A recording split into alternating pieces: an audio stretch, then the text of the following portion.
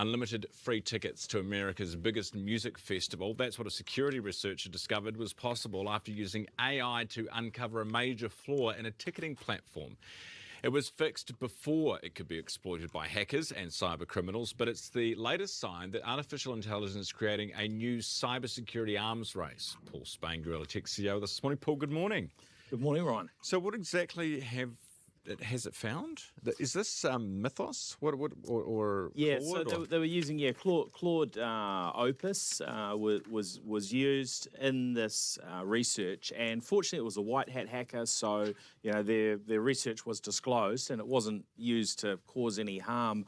But the timing is interesting because this has come out just a few days after the Five Eyes cybersecurity bosses, so that covers New Zealand, Australia, UK, Canada and US, they've collectively sent out a warning that organisations need to step it up from a cybersecurity standpoint because of AI.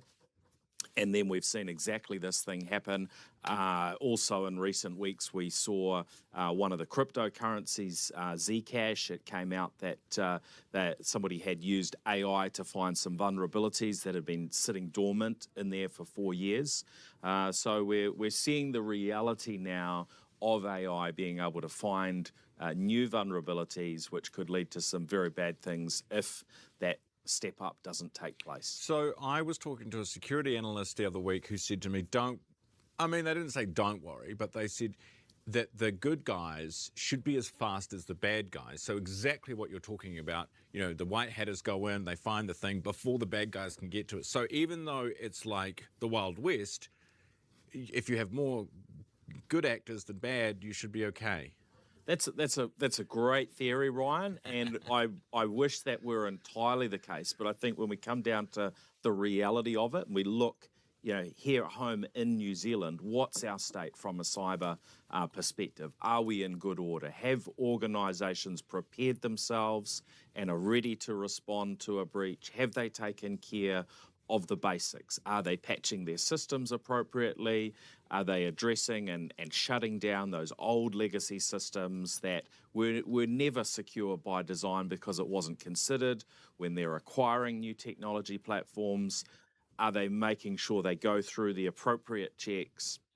And then once all these systems are in place, are they then, putting the appropriate mechanisms to watch them 24/7 to keep them secure on an ongoing basis? And I would say no. that the general answer across New Zealand on that, we could not put sort of ticks in all of those boxes. So we do need to heed these Five Eyes warnings seriously. Should you, if you're a business, should you go on Claude and see attack my business and see, and test it?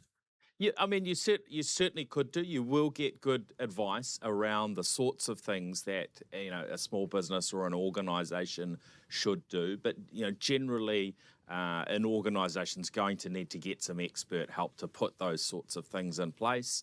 A lot of organisations don't do any sort of security auditing or have a really clear picture on where their issues and their risks are. They don't have a clear risk register that they're working through and attending to. So that's a problem. Well, good to say. Oh, very quickly, data centres. Are you for or against the data centres? It's like the most controversial question you can ask in 2026.